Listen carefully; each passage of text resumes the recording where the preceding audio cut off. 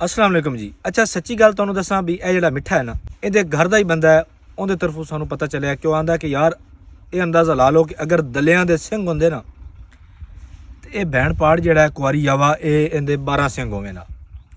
और इहदी हमशीरा ने गल कीती है, उन्हें आख्या तुसीं इहदे ते क्यों गुस्से हो रहे हो, ये ऐसा बेगैरत है, ऐसा दल्ला है, ऐसा दगड़ दल्ला है। बई एक तो होंदा ना दगड़ दल्ला, उस आख्या तुसीं इहदी बेगैरती दा इहदी बेहयाई दा लैवल चैक कर लो कि अगर कल्ला बैठ होवे ना तो मैं इहदी सक्की भैन हाँ लेकिन इन्हूं मैं रोटी देण नहीं जाती क्योंकि ये भैन नालों ही नहीं खलोंदा।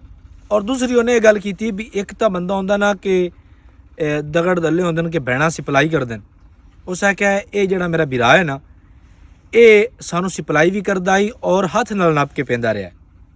तुसीं खुद अंदाज़ा ला लो कि एक कैसा मनहूस है, एक कैसा बेगैरत है, ये शक्लों ही बगैरत लगता है, शक्लों ही दिया वेखो ना सूर फिट्टा पे। तो बाकी इंशाल्लाह छोटियां छोटियां गल्लां उन्हें आख्या मैं तुहानूं दसांगी तो तुसीं रोज़ बरोज़ टिकटॉक ते लोगों नूं आगाह करते रहना।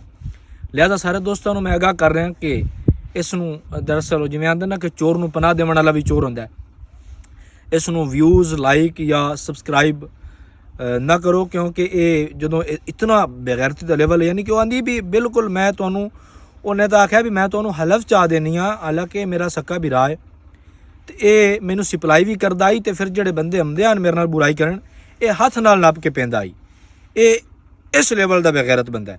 तो लिहाजा सारे दोस्त इहदे तो बचो, इस नौसत तो बल्कि इहदे अकाउंट नूं रिपोर्टां मारो, ठीक है। तो तुहाडा बड़ा एहसान होएगा। मजीद सुबह तुहानूं तफसीलात दसांगे, वीडियो लंबी हो जाएगी तो रोज़ साडे नाल जुड़े रहना। इस मिठे दी इंशाअल्लाह मंजी ऐसी ठोकांगे, ये याद रखेगा कि इहदा पाला किंदे नाल पिया है।